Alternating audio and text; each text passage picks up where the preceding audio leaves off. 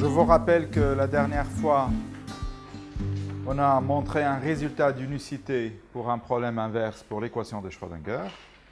Donc, on a identifié un coefficient à partir de l'opérateur Dirichlet-Neumann effectué sur tout le bord. Ça veut dire que je mesure sur toute la frontière. Puis, on a également montré un résultat d'unicité lorsque je mesure sur une partie raisonnable du bord. Tout ce qu'on a montré, c'était juste un résultat d'unicité. Ça veut dire que si vous avez le même opérateur Dirichlet-Neumann pour deux potentiels Q1 et Q2, ben forcément, vous avez Q1 égale à Q2 presque partout. Mais en ce qui concerne les problèmes inverses, il est très important de prouver des résultats de stabilité. Et donc aujourd'hui, on va essayer de montrer un résultat de stabilité pour le problème d'identification d'un coefficient dans l'équation de Schrödinger, mais lorsque l'opérateur Dirichlet-Neumann est mesuré, ou bien si je connais la réponse sur une partie du bord. C'est la même partie qu'on a utilisée pour montrer l'unicité. Donc aujourd'hui, on va étudier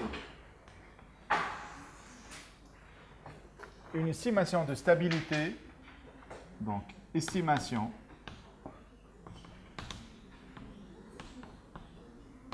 de stabilité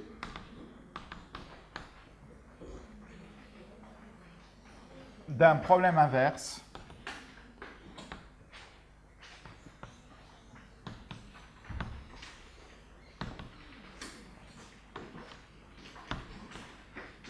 avec des données partielles.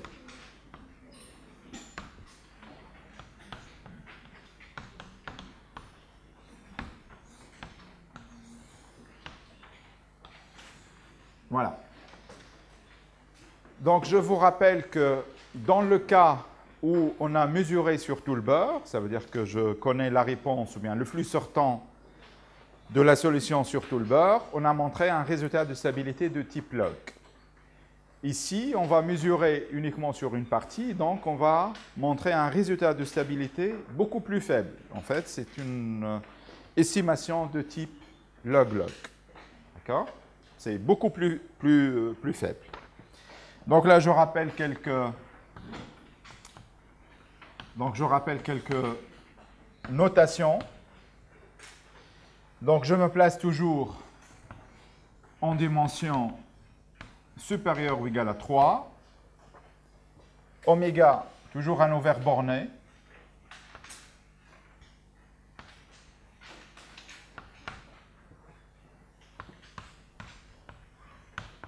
De 1 reine. Je note gamma, la frontière. Je suppose que tout est régulier. Gamma est de classe infinie. Je considère Q un potentiel borné, donc dans l'infini, oméga. Voilà. Et je considère, comme d'habitude, le problème de Cauchy pour l'équation de Schrödinger stationnaire. Donc, on considère Laplacien U moins Q de x fois U égale à 0 pour x dans oméga. Et j'impose une condition de Dirichlet sur le bord. Donc, U de x égale à f de x si x appartient à gamma. C'est le problème de Cauchy pour l'équation de Schrödinger stationnaire. Voilà. Je suppose que f, elle est dans H3 demi de gamma et que 0, on va voir quelle est l'utilité de cette condition. Je suppose que 0 n'est pas une valeur propre pour l'opérateur delta moins Q. Bien sûr, avec la condition du Dirichlet sur le bord. Avec la condition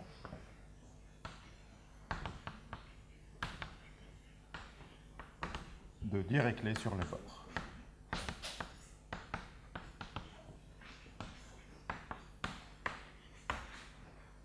D'accord? Donc, en fait, en quelque sorte, si je prends une solution de l'équation Laplacien moins Q, U égale à 0, avec U égale à 0 sur le bord, ben, l'unique solution, c'est U égale à 0. Hein. C'est ça, ça veut dire que 0 n'est pas une valeur propre de cet opérateur. Voilà. Donc, sous cette condition-là, le problème 1 admet une solution U, hein, donc soit U, une solution, donc elle est dans H2,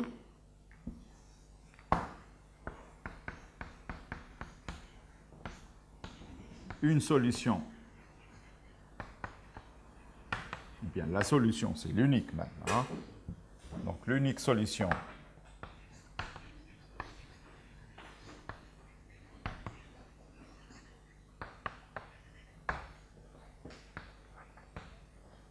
du système 1, bien de l'équation 1, d'accord, et je définis comme d'habitude, hein, donc on considère donc l'opérateur Dirichlet-Neumann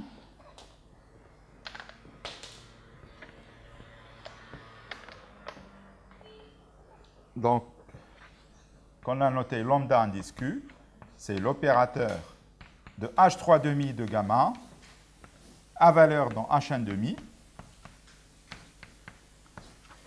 Ben, j'exerce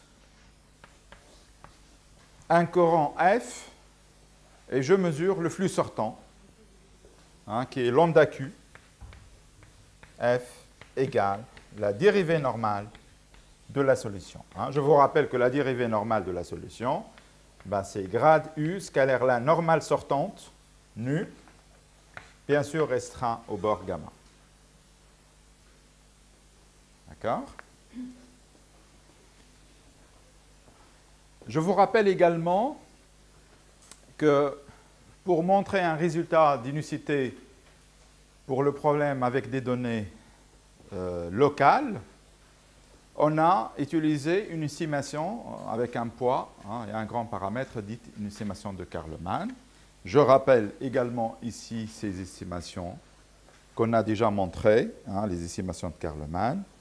Donc je fixe également oméga dans Sn-1, donc soit oméga, une direction fixée dans Sn-1, epsilon strictement positif, et je définis donc les parties gamma plus ou moins de oméga, donc c'est l'ensemble des x dans gamma, tel que oméga scalaire la normale, évidemment ça c'est la normale au point x, hein, si vous voulez, plus ou moins cette quantité strictement positive. Et je note gamma plus epsilon de oméga. Donc, ce sont des parties qu'on a déjà définies dans le cadre des estimations de Karlemann, hein, sont exactement les mêmes. Donc, c'est l'ensemble des x dans gamma, tel que x scalaire nu supérieur à epsilon, et gamma moins epsilon de oméga, ben c'est gamma, tout le bord privé de gamma plus. C'est le complémentaire de gamma plus. Oméga scalaire nu. D'accord? Ce sont exactement les mêmes quantités. Hein. Donc, je vous rappelle qu'on a montré une estimation de Karlemann pour cet opérateur, delta moins Q. Hein. Donc, je rappelle également cette estimation qu'on va l'utiliser aujourd'hui.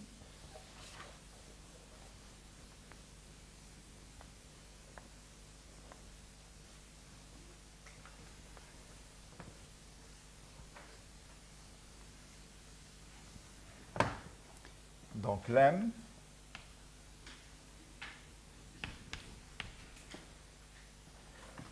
donc, je me donne un Q borné.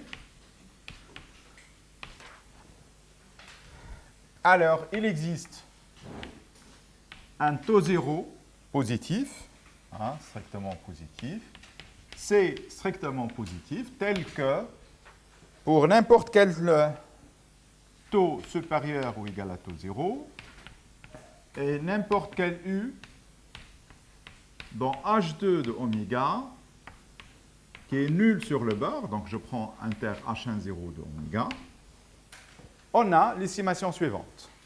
C'est exactement l'estimation qu'on a montrée la dernière fois. Donc là, à une constante, C, près, donc vous avez C fois tau carré, l'intégrale sur oméga de U au carré, exponentielle moins 2 tau x scalaire oméga dx, d'accord, plus une intégrale sur la partie gamma plus, donc plus tau, l'intégrale sur gamma plus de oméga, oméga scalaire nu, la dérivée normale de u au carré, exponentielle moins 2 tau x scalaire oméga dx.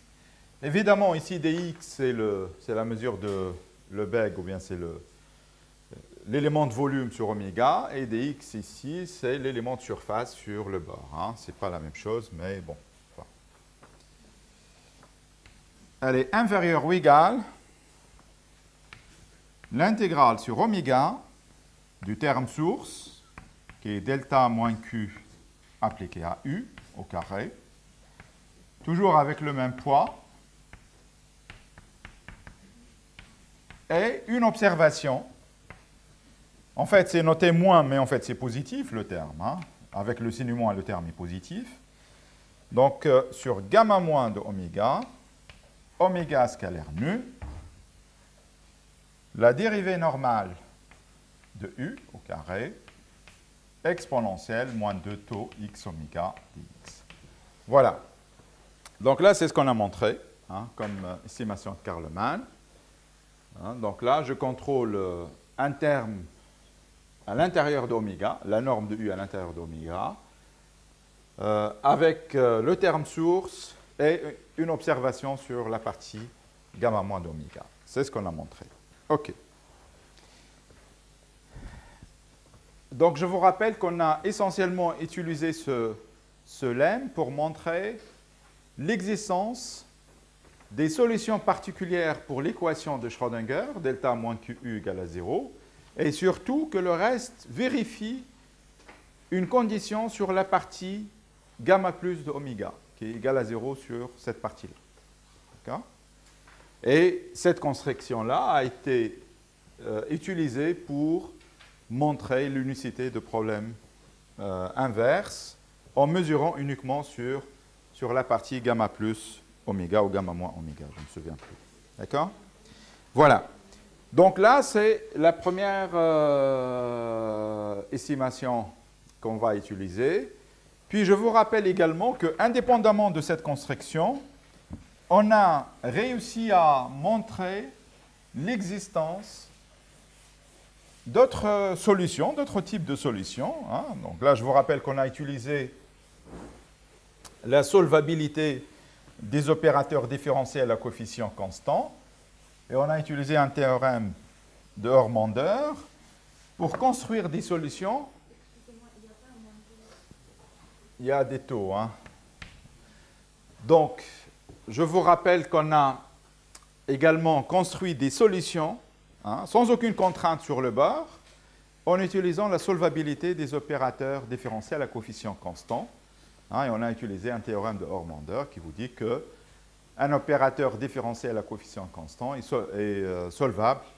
Donc, ça veut dire que pour n'importe quel f dans L2, vous pouvez trouver U tel que PU égale à F où P est un opérateur différentiel à coefficient constant.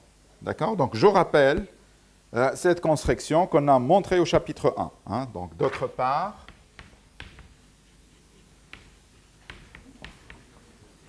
d'après le chapitre 1,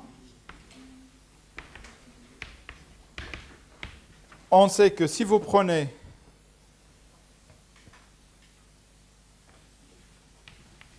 ρ, un vecteur complexe, donc s'écrit comme oméga plus i eta, d'accord, avec oméga et eta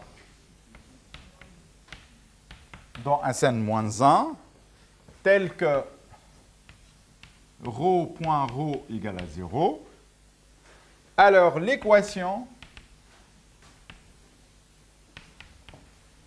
delta moins q u égale à 0 admet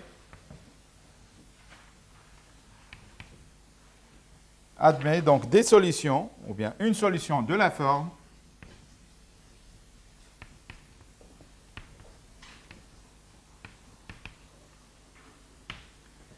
u de x, qui dépend également du paramètre ρ, égale exponentielle x.ρ facteur de 1 plus un reste, qu'on va noter psi de x ρ, d'accord, et tel que le reste, en norme L2 est petit, donc la norme L2 de psi, donc ça c'est L2 d'oméga, est petit par rapport à la partie imaginaire de oméga, de ρ, pardon, mais la partie imaginaire de tau s'écrit comme tau, hein, en module c'est tau, d'accord, donc une constante sur tau, et la norme du gradient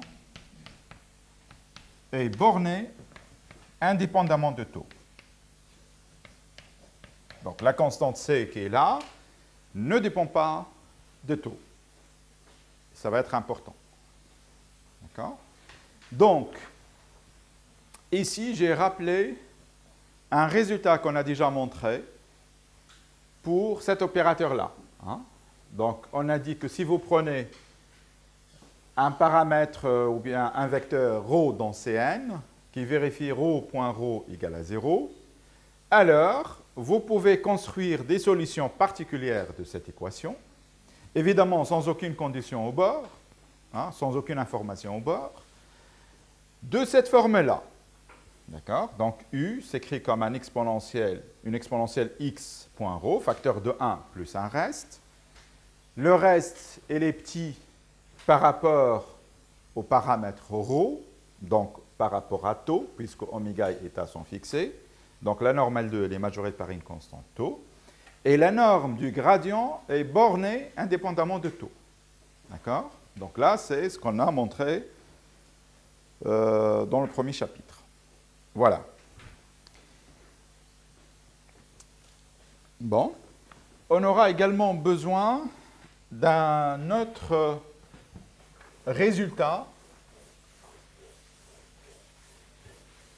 qui vous dit la chose suivante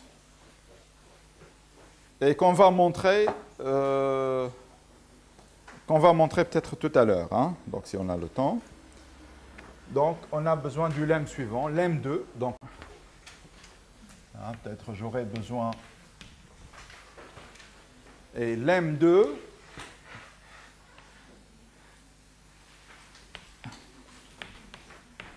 le lemme 2 vous dit la chose suivante. En fait, c'est un lemme qui vous donne une estimation quantitative de la continuation unique pour les fonctions holomorphes.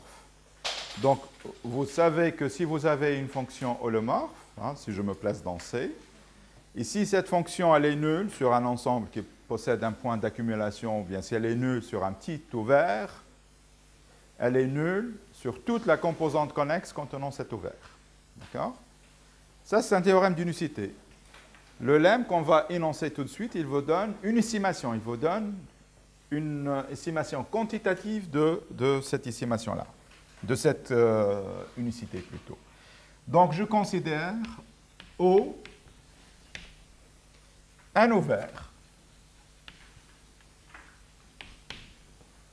de la boule unité.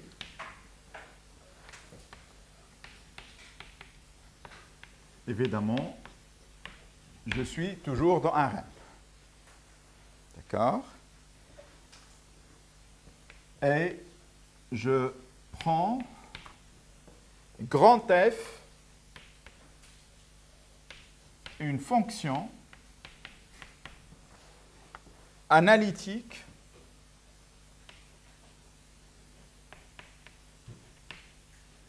Donc, je prends grand F, une fonction analytique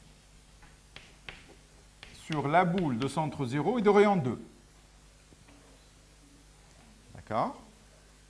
Donc, je prends F, une fonction analytique sur la boule de centre 0 et de rayon 2, telle que F vérifie cette estimation-là. La dérivée d'ordre bêta de F en norme infinie sur la boule unité, sur la boule de rayon 2, pardon. Ça, c'est 2, hein. Et majorée par m bêta factoriel sur 2 fois ρ puissance la longueur de bêta, quel que soit bêta, un multi-indice. Je suppose que ma fonction f vérifie cette estimation, où m est une constante donnée, strictement positive,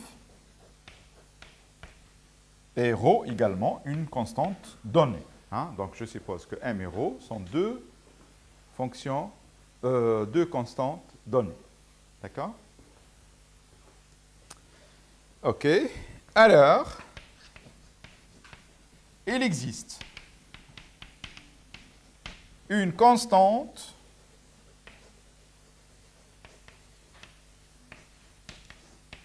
qu'on va noter grand N, strictement positif, telle que vous avez l'estimation suivante. Donc, telle que la norme de F sur la boule unité, donc la norme de F sur la boule unité, la norme infinie, est majorée par grand N, c'est la constante qui est là, fois M. Il y a des questions? M. N fois M puissance 1 moins gamma, la norme de F puissance gamma, la norme à l'infini de O. Voilà. Donc, ce lemme, comme j'ai dit tout à l'heure, vous donne une estimation quantitative de l'unicité pour les fonctions analytiques. Je vous rappelle que si j'ai ça, ben si f en particulier, si f est nul sur un ouvert O quelconque, l'ouvert est quelconque, hein, inclus dans la boule unité. Alors f, elle est nulle sur toute la boule unité. Donc là, en fait, c'est l'unicité pour les fonctions analytiques. D'accord? Mais il vous donne plus que l'unicité, il vous donne un résultat de stabilité. Vous pouvez quantifier la norme de f dans l'infini en fonction de la norme de f sur le petit ouvert O. D'accord? Donc, si f est nul sur petit o, évidemment, vous avez f nul partout. Et donc là, ça vous donne, entre autres, le théorème d'unicité pour les fonctions analytiques que vous avez déjà vu. Hein? Voilà. Oui. Gamma est entre 0 et 1, bien sûr. Hein? Donc, avec gamma entre 0 et 1. On va l'écrire ici. Donc, où gamma appartient à 0 et 1. Voilà. En fait, on va montrer ce lemme, peut-être pas tout de suite, mais après la démonstration du résultat de stabilité. Enfin, c'est un peu technique, mais ce n'est pas compliqué.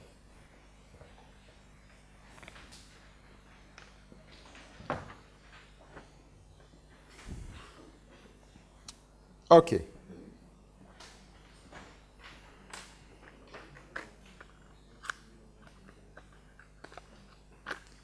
Donc, je vous rappelle également que donc, dans la suite,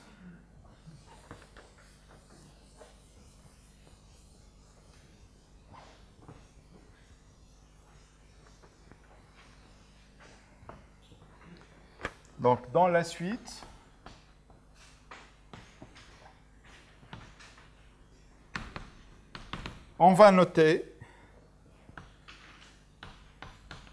oméga toujours dans Sn-1. Je fixe un K dans Rn, un vecteur de Rn, d'accord, tel que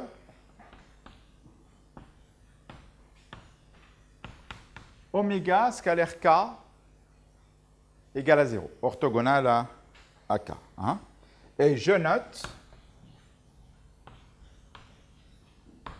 deux vecteurs complexes, ρ1 et ρ2, qui vont jouer bien sûr le rôle de l'exponentielle x ρ1 et x ρ2 dans la construction de nos solutions.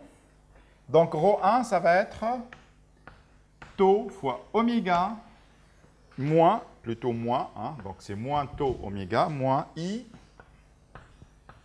k moins eta sur 2. Voilà. Rho2, ben c'est tau oméga moins i k plus eta sur 2.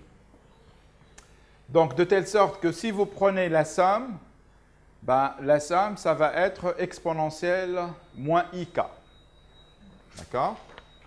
Donc là, vous pouvez vérifier que ρj, point ρj égale à 0, j égale à 1 ou 2, hein, en utilisant le fait que oméga scalaire k égale à 0 et que oméga aussi, plutôt k scalaire eta égale à 0.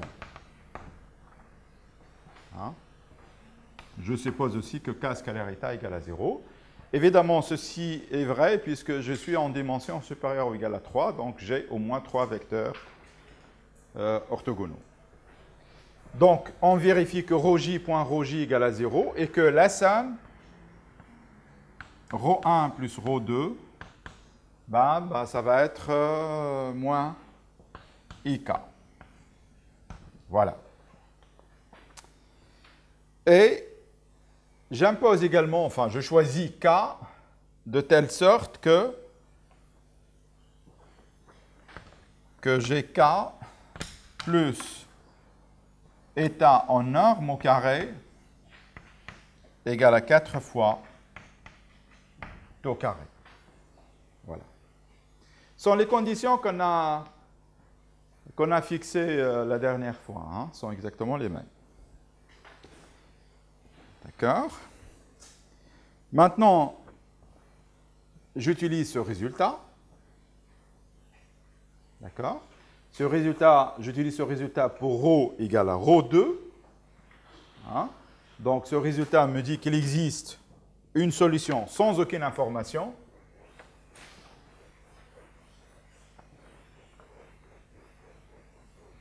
Sur le bord de l'équation de Schrödinger stationnaire.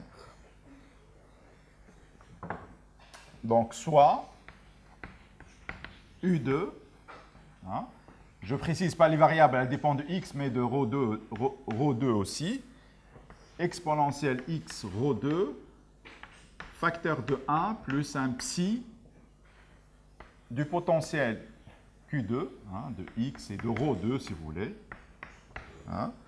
Donc, solution de l'équation de Schrödinger, donc solution de delta moins Q2 U égale à 0. D'accord? Et évidemment, avec la norme de psi Q2 dans L2 d'oméga majorée par une constante sur tau, la norme du gradient de psi, L2, majorée par Q2 ici, hein, majorée par C, qui ne dépend pas de tau. D'accord? Et je prends V1 ou V bar, et soit V bar, solution de l'équation delta moins Q1 V bar égale à 0. D'accord?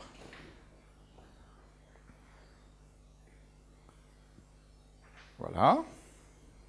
Pour le moment, je ne précise pas V bar, mais je prends U1, une solution. Donc, je note. Donc, on note U1, l'unique solution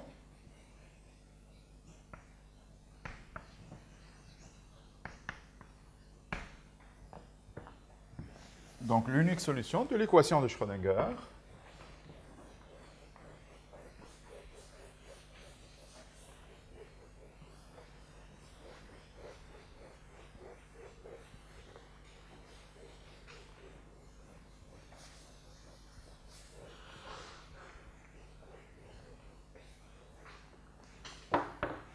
Donc, l'unique solution de Laplacien moins Q1, U1 égale à 0. Donc, c'est le problème de Cauchy, bien sûr. Et que U1 égale la trace de U2 sur le bord, et je note la trace par F. D'accord? Donc là, c'est une notation. X dans oméga, X dans gamma. D'accord? Voilà.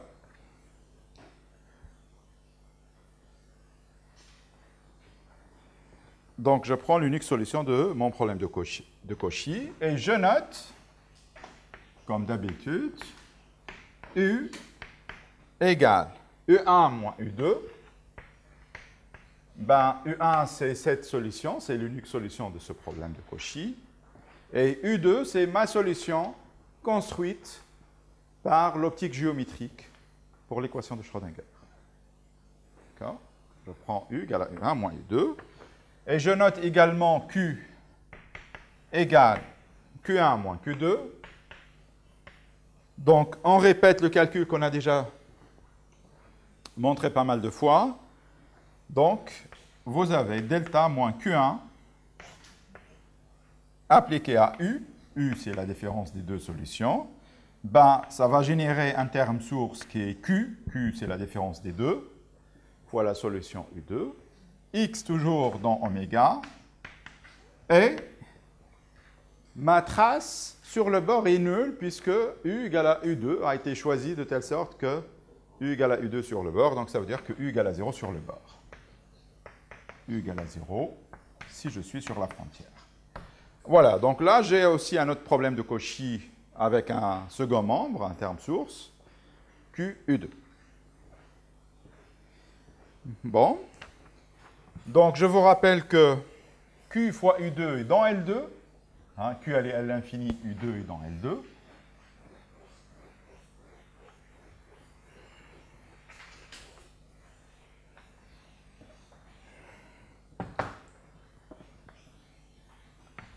Donc, on a Q et 2 dans L2 de oméga.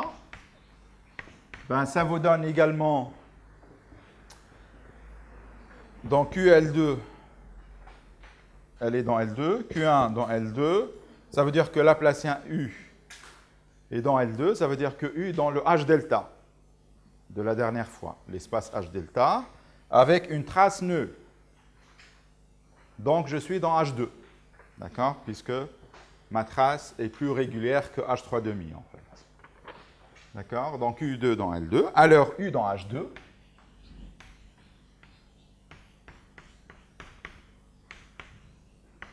de oméga. D'accord? Voilà. Maintenant, on va multiplier cette équation qu'on va noter 2. Donc, l'équation 2, c'est cette équation-là. Donc, je multiplie cette équation 2 par V bar et on intègre. Donc, 2 multiplié par V bar donne, et on intègre, bien sûr, donc donne l'intégrale sur oméga, QE2 fois V bar, c'est le second membre, je commence par le second membre, dx, égale l'intégrale sur oméga de Laplacien moins Q1 U V bar dx. Voilà, j'ai rien fait, j'ai multiplié l'équation par V bar et j'ai intégré. j'applique ma formule de Green en utilisant les conditions sur U nul sur le bord, d'accord, et j'utilise l'équation vérifiée par V bar. Hein? Donc, il vous reste uniquement le terme sur le bord qui est V bar, la dérivée normale de U sur dx. Donc là, j'ai utilisé plusieurs choses à la fois. Hein? J'ai utilisé l'équation par V bar. Hein? V bar est une solution de cette équation. Et j'ai utilisé la trace nulle de U. La trace de U nulle. Voilà. OK? Bon. Donc, là, j'ai montré, je réécris en fait ce terme-là, j'ai montré ce qu'on appelle une identité d'orthogonalité. C'est une identité d'orthogonalité parce que cette identité, voilà, il me donne en fait une importante information qui est la suivante, c'est que là, il me donne une relation sur ce que je cherche à identifier, qui est le potentiel Q, qui est Q1 moins Q2, en fonction des mesures que je dispose, qui est la dérivée normale de U, ou bien une partie des dérivées normales de U. D'accord? Voilà. Bon, on va garder ça en mémoire et je note cette identité d'orthogonalité par étoile. D'accord? Et je définis maintenant mon opérateur Dirichlet-Neumann localisé. Hein? Donc, je répète la définition. Enfin, on a déjà défini cet opérateur. Donc, on note. On a noté lambda dièse Q, indice J, si vous voulez.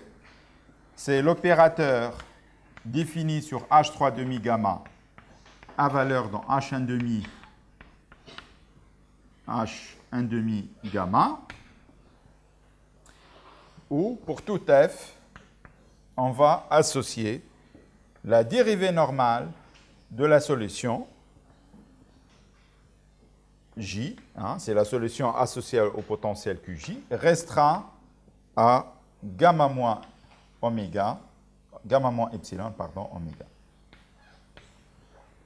D'accord? C'est l'opérateur qu'on a, c'est l'opérateur partiel qu'on a défini la dernière fois. Hein? Voilà. OK. On a le théorème suivant.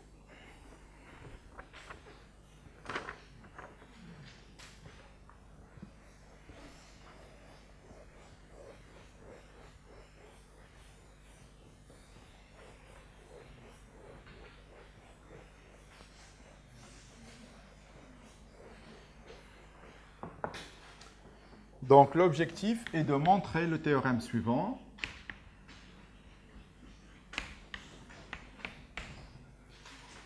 Si vous prenez un S strictement supérieur à la dimension sur 2.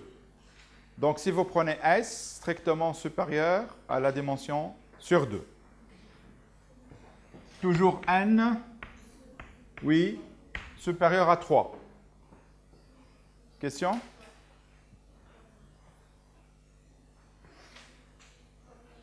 Ben, j'ai appliqué la formule. Donc là, j'ai réécrit ce terme-là. Là, j'ai appliqué la formule de Green. D'accord? J'oublie d'abord Q1 U V bar. Vous avez Laplacien U V bar. Ben, c'est U Laplacien V bar. Avec le moins QU, ça va être 0, puisque V bar est une solution. Ben, il vous reste un terme sur le bord qui est V bar fois la dérivée normale de U, qui est celui-là, moins U fois la dérivée normale de V bar. Mais comme U égale à 0 sur le bord, il vous reste uniquement ce terme-là. D'accord? Donc, je prends S strictement supérieur à N sur 2, N supérieur ou égal à 3. Je suppose que mes potentiels QJ dans HS de oméga et qu'elles sont bornées a priori donc là c'est la norme LHS, par une constante donnée M0. D'accord? Donc je suppose que j'ai des potentiels dans HS, Q1 et Q2, et qu'elles sont bornées a priori par une constante M0. D'accord? Je ne sais pas, il y a une question parce que là je ne sais pas. Question? D'autres questions? Non? Bon, n'hésitez pas si vous avez des questions. Hein. Non? Alors, il existe plusieurs constantes qu'on va noter K, c'est strictement positif, sigma 1, sigma 2 dans 0, 1, tel que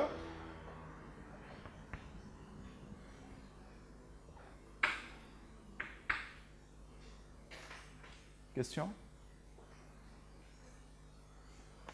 Donc, il existe K, C, sigma 1, sigma 2 dans 0, 1, tel que la norme de Q1 moins Q2 dans L l'infini de oméga est majorée par une constante, c'est la constante C qui est là, fois une fonction phi qui dépend de la norme de l'opérateur partiel Dirichlet-Neumann, lambda Q1, moins lambda dièse Q2. Évidemment, si je veux un résultat de stabilité, il faut que cette fonction phi, que j'ai notée phi, tend vers 0 lorsque ce terme-là tend vers 0. D'accord? En fait, vous avez même explicitement phi, où votre fonction phi, je dirais de t, égale t puissance sigma 1 qui est là, entre 0 et 1, plus une constante 1 sur k, log de valeur absolue de log de t, le tout puissance moins sigma 2. Voilà. Donc, ça veut dire que cette estimation-là, ou bien ce terme-là, Q1 moins Q2, est majoré essentiellement le terme le plus important, enfin le moins faible, le plus faible, si vous voulez, donc je ne sais pas dans quel sens vous le prenez. En fait, c'est ce terme-là. Ça veut dire que j'ai une estimation de type log-log. D'accord? Évidemment, un résultat ou bien une estimation de stabilité implique entre autres l'unicité. Ça veut dire que si t égale à 0, ça veut dire t égale à 0, ça veut dire que ce terme-là égale à 0. D'accord? Si ce terme-là égale à 0, ce terme tend vers plus l'infini, en valeur absolue, bien sûr. D'accord? Log de plus l'infini, c'est plus l'infini, mais quand vous avez une puissance négative, ici, ça tend vers 0. D'accord?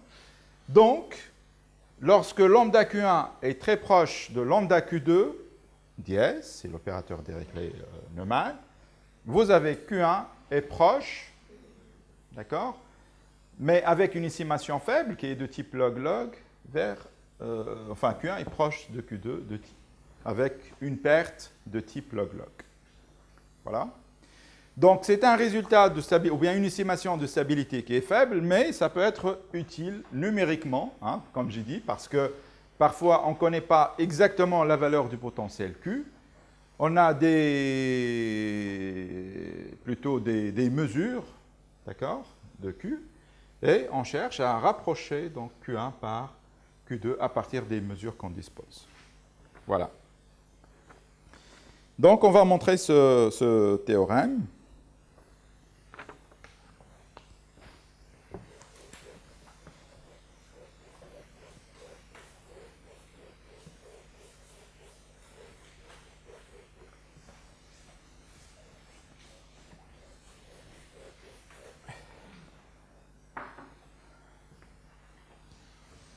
Voilà, je trace ma limite. Donc, la preuve. En fait, je reviens à mon identité d'orthogonalité. mon identité d'orthogonalité me dit que, bien sûr, je ne répète pas ici les définitions de U2, V, etc. Donc, je vous rappelle que U2 est la solution construite par la méthode de l'optique géométrique de l'équation de Schrödinger, sans aucune information sur le bord. V bar est une solution pour le moment quelconque de l'équation de Schrödinger avec le potentiel Q1. D'accord ? Et on a abouti à cette identité. Hein? Donc, on a, d'après l'identité d'orthogonalité, l'intégrale sur oméga de Q de x, U2 V bar, je réécris cette identité, égale l'intégrale sur gamma. Mais je vous rappelle que gamma, je peux l'écrire comme gamma plus epsilon, union gamma moins epsilon. Donc, je le réécris comme gamma plus epsilon de oméga, la dérivée normale de U V bar dx, plus gamma moins epsilon oméga, la dérivée normale de U V bar dx. Voilà. Et je vous rappelle que je cherche une estimation avec des dérivées normales mesurées uniquement sur gamma moins epsilon. Donc là, il faut gérer tous les termes qui font apparaître gamma plus epsilon. Donc ce terme-là, c'est une information que je dispose, c'est la mesure qu'on a effectuée sur gamma moins epsilon. Donc je connais ce terme-là. Maintenant, il faut gérer ce terme-là, il faut le comparer avec ce terme-là, avec la mesure qu'on a. D'accord? Voilà. Donc là, qu'est-ce qu'on va utiliser? On va utiliser l'inégalité de Karlmann. Hein? Donc d'après, parce qu'il ne faut pas oublier que dans l'inégalité de Karlmann, vous avez en fait une information cachée en réalité. Vous avez évidemment la norme de U dans L2 avec tau carré, etc. Mais vous avez aussi dans le terme à gauche l'intégrale sur cette partie-là. Il vous donne également une estimation sur gamma plus de epsilon. D'accord? Vous avez également l'intégrale sur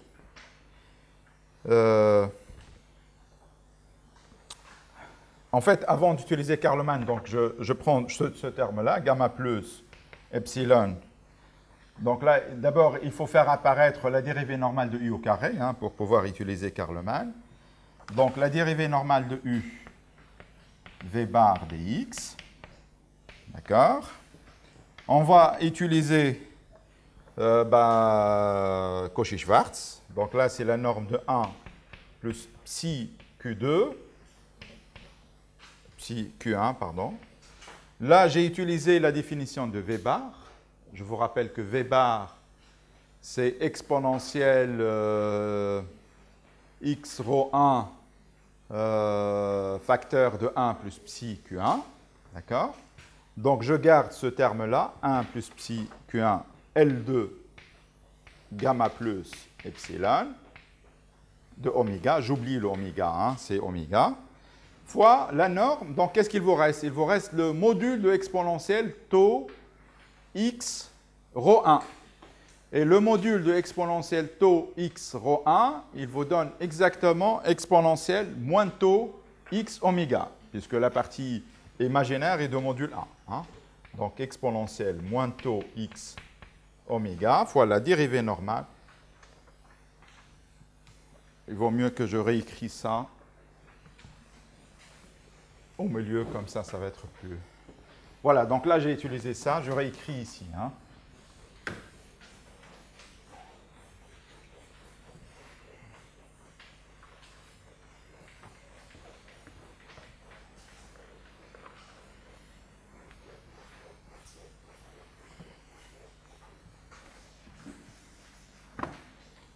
Voilà, donc, on a dit que l'intégrale sur gamma plus epsilon oméga, la dérivée normale de U, V bar dx, je développe peut-être un peu plus. Donc, je garde toujours en module d nu u. Et je vous rappelle que V bar s'écrit comme exponentielle x rho 1 plus psi q1 dx. D'accord? En module. Voilà.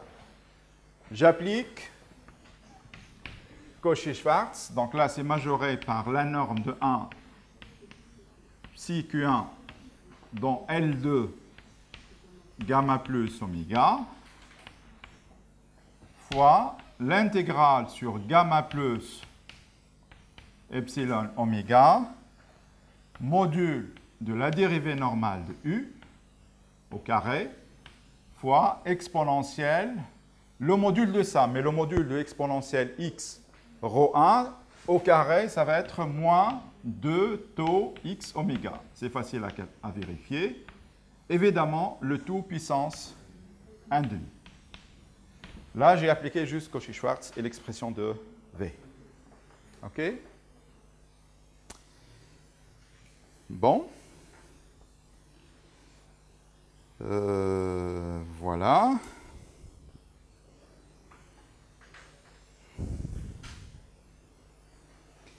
Donc là, j'ai un A fois B. Donc, j'appelle ce terme-là A, ce terme-là B.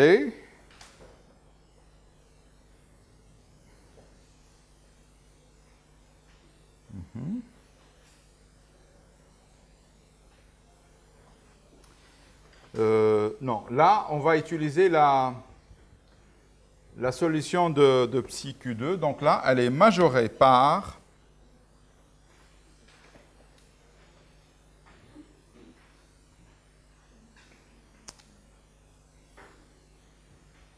bon, on va qu'est-ce qu'on va faire? Non, c'est ça. Donc cette quantité, elle est bornée, elle est majorée par une constante C. Donc elle est majorée par C, l'intégrale sur gamma plus epsilon, oméga, la dérivée normale de u au carré exponentielle moins 2 tau x oméga dx, bien sûr puissance 1 demi.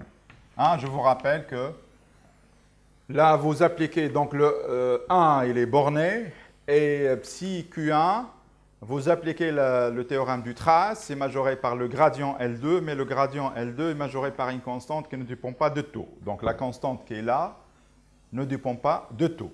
Je répète, c'est le théorème de trace.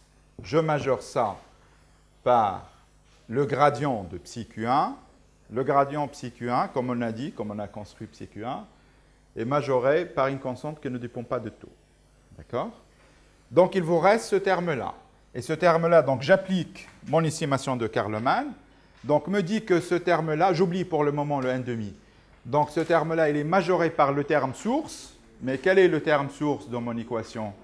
Le terme source, c'est l'intégrale sur oméga de Q U2 au carré. Il ne faut pas oublier que U vérifie une équation avec un second membre. Moins 2 tau x scalaire oméga dx, plus une observation sur la partie gamma moins epsilon de oméga de exponentielle, moins 2 tau x scalaire oméga, la dérivée normale de u au carré, et évidemment, vous avez un taux, mais normalement, vous avez également un taux ici. Donc, je mettrai 1 sur taux ici et 1 ici. Voilà. Le tout puissance 1,5. D'accord? C'est clair ou non? Non? Comment? Donc là, j'ai utilisé mon estimation de Karleman. On oublie le 1,5. D'accord? Je sais que ce terme-là, majoré par le terme source, évidemment, ce terme-là multiplié par taux.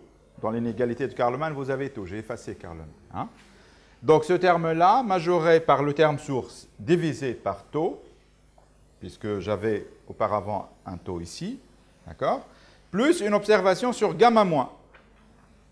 D'accord? Normalement, c'était moins oméga scalaire nu. je prends le module, c'est de module moins 1, puisque je suis sur gamma moins. D'accord? Négatif. Voilà, donc c'est plus ici, et j'avais un taux. D'accord? Ben, je divise par taux, donc là j'aurai 1 sur taux, là c'est 1, et je reprends ma puissance 1 demi. D'accord? Voilà, donc j'ai cette inégalité-là. Ben, l'avantage de cette inégalité, c'est que j'ai estimé ce terme-là, hein, c'est un terme sur gamma plus, ce terme-là, en fonction de Q et la mesure qu'on a, la mesure qu'on dispose, qui est uniquement sur gamma moins. Hein, parce que là, on connaît la dérivée normale uniquement sur gamma moins epsilon. D'accord? Voilà. Donc là, il faut garder ça en mémoire. D'autre part,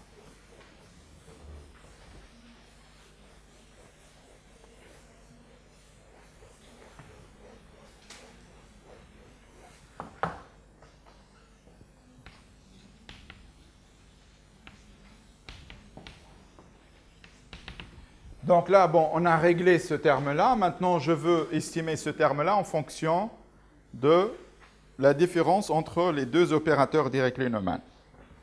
Donc, d'autre part, on a module de l'intégrale sur gamma moins epsilon oméga, la dérivée normale de U V bar est majorée par, évidemment, l'intégrale sur gamma moins epsilon oméga exponentielle moins 2 taux x scalaire oméga, la dérivée normale de U au carré puissance 1 demi. Là, j'ai fait à peu près la même chose. Hein. Donc, j'ai remplacé V bar par son expression.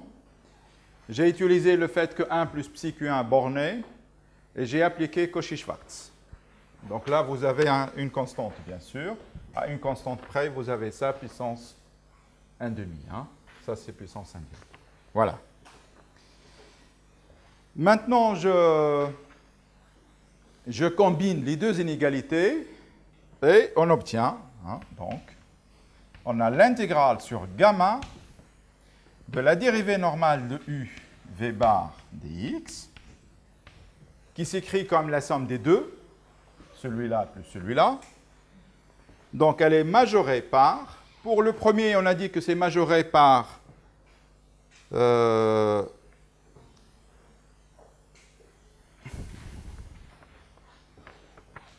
voilà, donc pour le premier, on a dit que c'est majoré par donc, une constante 1 sur taux, l'intégrale sur oméga Q U2 au carré fois exponentielle moins 2 taux x oméga dx, plus l'intégrale sur gamma moins epsilon de oméga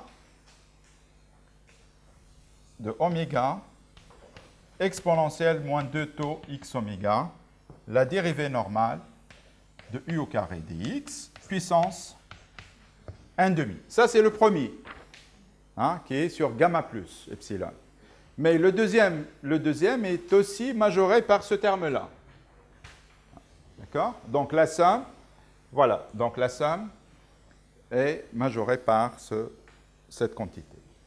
Donc l'avantage ici, c'est que j'ai supprimé, enfin en quelque sorte, j'ai estimé ce qui se passe sur gamma plus par ce qui se passe sur gamma moins. Évidemment, j'ai payé un terme intérieur, mais ce n'est pas grave puisque ce terme-là fait intervenir le potentiel Q.